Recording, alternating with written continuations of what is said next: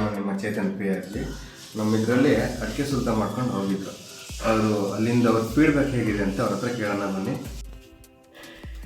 Uncle ನಿಮ್ಮ ಹೆಸರು? ನನ್ನ ಹೆಸರು ರಾಮಚಂದ್ರ. ಹಾಂ ಅಂಕಲ್, ಹೌದು, ನಮ್ಮ ಇದರಲ್ಲಿ ನೀವು ಅಡಿಕೆ ಸುಲ್ತ ಮಾಡ್ಕೊಂಡು ಹೋಗಿದ್ರಿ. ನಿಮ್ಗೆ ಏನು ಅನ್ನಿಸ್ತು? ನನಗೆ ತುಂಬ ಸ್ಯಾಟಿಸ್ಫ್ಯಾಕ್ಷನ್ ಇದೆ.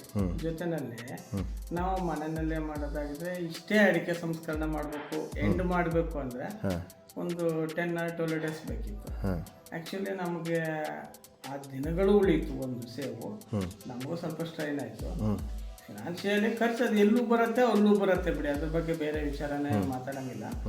ಬಟ್ ನಾವು ಮಾಡಿದ ಸ್ಯಾಟಿಸ್ಫ್ಯಾಕ್ಷನ್ ಇದೆ.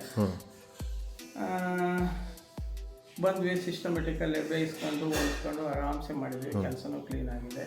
ಅಲ್ಲೂ ನಮ್ಗೆ ಒಳ್ಳೆ ರೀತಿ ಏನು ಪ್ರಾಬ್ಲಮ್ ಇಲ್ಲದೆ ಮಾಡಿ ಕೊಟ್ಟಿದ್ದಾರೆ, ಖುಷಿ ಆಗುತ್ತೆ. ಜೊತೆಗೆ ನಮಗೆ ಅದನ್ನು ಮಾಡ್ಕೊಂಡು ಬೇರೆ ಏನು ಬೇಕಾದರೂ ಕೆಲಸ ಬಗ್ಸ್ಕೊಳ್ಳೋದು ಮಾಡ್ಕೋಬೋದು. ಇಲ್ಲ ಅದೇ ಅಂದರೆ ಅದನ್ನೇ ಮಾಡ್ತಾ ಇರ್ಬೇಕಿತ್ತು, ತಿನ್ನಿಡಿ ಅದೇ ಕೆಲಸ ಆಗ್ತಿತ್ತು. ಅದು ಬಿಟ್ಟರೆ ಬೇರೆ ಏನು ಕೆಲಸ ಆಗ್ತಿದ್ದಿಲ್ಲ. ಅಲ್ಲಿಗೂ ನಮಗೆ ಅರ್ಧ ರಾತ್ರಿ ಬೆಳಗ್ಗೆ ಜಾವ ತನಕ ಅದನ್ನು ತೆಗೆದು ಮಾಡಿ ಈಗ ಅದಕ್ಕೆ ಲೇಬರ್ಸ್ ಸಪ್ರೇಟಾಗಿ ಅದಿಷ್ಟಕ್ಕೆಲ್ಲ ನಾವು ಕರ್ಕೊಬಂದು ಮಾಡೋಕ್ಕೆ ನಮ್ಮ ಹತ್ರ ಆಗ್ತಿರ್ಲಿಲ್ಲ. ಜನನೂ ಸಿಗಲ್ಲ. ಸಿಕ್ಕರೂ ಕೂಡ ಮಾಡೋದು ಭಾರಿ ಹೆವಿನೇ ಆಗ್ತಿತ್ತು. ನಮ್ಗೆ ಸಿಂಪಲ್ ಆಗಿ ಭಾರಿ ಒಳ್ಳೆ ರೀತಿಲಿ ಆಗಿದೆ, ಖುಷಿನೇ ನಮಗೆ.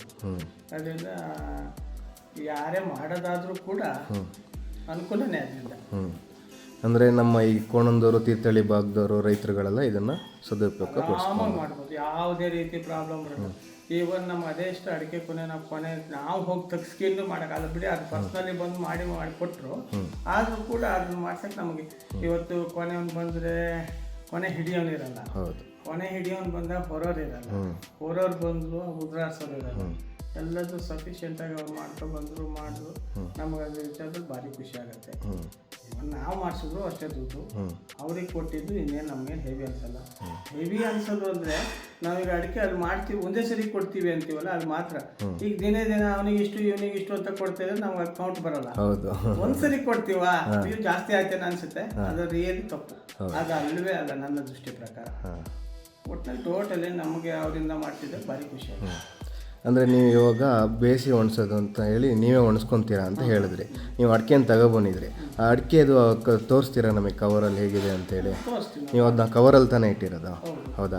ನೀವು ನೋಡ್ಬೋದು ಯಾವ ಚೀಲ ಅಂತಂದರೆ, ಈ ಚೀಲಕ್ಕೆ ನಾವು ಬರೀ ಸುರುಬೇಳೆನ ಮಾತ್ರ ಹಾಕಿಟ್ರೆ ಹೆಚ್ಚು ಕಮ್ಮಿ 40 ದಿವಸದ ತನಕ ನಾವು ಸ್ಟೋರ್ ಮಾಡಿ ಇಡಬಹುದು. ಹೌದು, ಏನೂ ಪ್ರಾಬ್ಲಮ್ ಬರೋಲ್ಲ.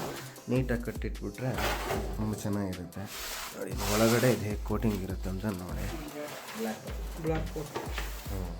ಬ್ಲ್ಯಾಕ್ ಕೋಟಿಂಗಲ್ಲಿರುತ್ತೆ. ಇದು ಏನು ಮಾಡುತ್ತೆ, ಅಡಿಕೆನ ಹಾಳಾಗ್ಬಿಡಲ್ಲ, ಫಂಗಸ್ ಎಂಟ್ರಿ ಆಗಕ್ಕೆ ಬಿಡಲ್ಲ.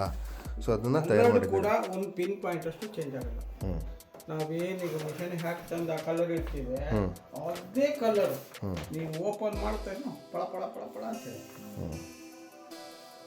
ನೀವು ಚೊಗುರನ್ನ ಹೇಗೆ ಯೂಸ್ ಮಾಡಿ? ಅದು ನಾವು ಚೊಗುರು ಅಂದರೆ ಈ ಸಾಮಾನ್ಯವಾಗಿ ನಾವು ಈ ಆಲ್ಟರ್ನೇಟು ರೆಡಿ ಚೊಗುರುಗಳನ್ನು ಕಡಿಮೆ ಬಳಸೋದು. ಅದು ನಮಗೇನೆ ಹಿಡಿಸಲ್ಲ, ಒಂದು ಅನಿವಾರ್ಯತೆ ಅದು ಮಾಡಿದ ತೊಂದರೆ ಇಲ್ಲ.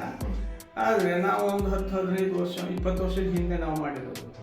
ಯಾಕೆಂದರೆ ಅದು ಮರದ ತೆಪ್ಪೆ, ಈ ಸಿರುಗತ್ರಿ ಬಳ್ಳಿ ಅಂತಾರೆ, ಅದು ಬೇರು, ಅವುಗಳನ್ನು ಸಹ ನೇರಳು ಚಕ್ಕೆ ಅಂದರೆ ಸಿಪ್ಪೆ, ಅದನ್ನು ನಾವು ಮೇಲ್ಗಡೆದು ತೆಗೆದುಬಿಟ್ಟು ಸ್ವಲ್ಪ ಕಲ್ಲಲ್ಲಿ ಹಾಕಿ ಜಜ್ಜಿಬಿಟ್ಟು ಚೆನ್ನಾಗಿ ನಾವು ಹಂಡೆಗೆ ಹಾಕಿ ಕುದಿಸಿ ಅದರ ರಸ ಬಂದಮೇಲೆ ಆ ಮೇಲ್ಗಡೆ ಶೆಲ್ಟೆಲ್ಲ ತೆಗೆದು ಬಿಸಾಕ್ಬಿಟ್ಟು ಆಮೇಲೆ ಅದನ್ನು ಒಂದ್ಸರಿ ಮತ್ತೊಂದು ಸರಿಗೆ ಅಡಿಕೆ ಬೇಯಿಸ್ಬೇಕು ಅನ್ನೋ ಟೈಮಲ್ಲಿ ಚೆನ್ನಾಗಿ ಸ್ವಲ್ಪ ಮತ್ತೆ ಕುದಿಸಿ, ಸಾಧ್ಯವಾದರೆ ಒಂದು ಸ್ವಲ್ಪ ಬೆಲ್ಲ, ಸ್ವಲ್ಪ ಒಳ್ಳೆಣ್ಣೆ, ಒಗ್ಗರಣೆಗೆ ನಾನು ಹಾಕಿಲ್ಲ, ಒಳ್ಳೆಣ್ಣೆ ಹಾಕಿ ನೀವು ಬೇಯಿಸ್ಕೊತಾರೆ ಆಟೋಮೆಟಿಕಲಿ ಚೌರು ಅದು ಕ್ಲಿಕ್ ಆಗುತ್ತೆ.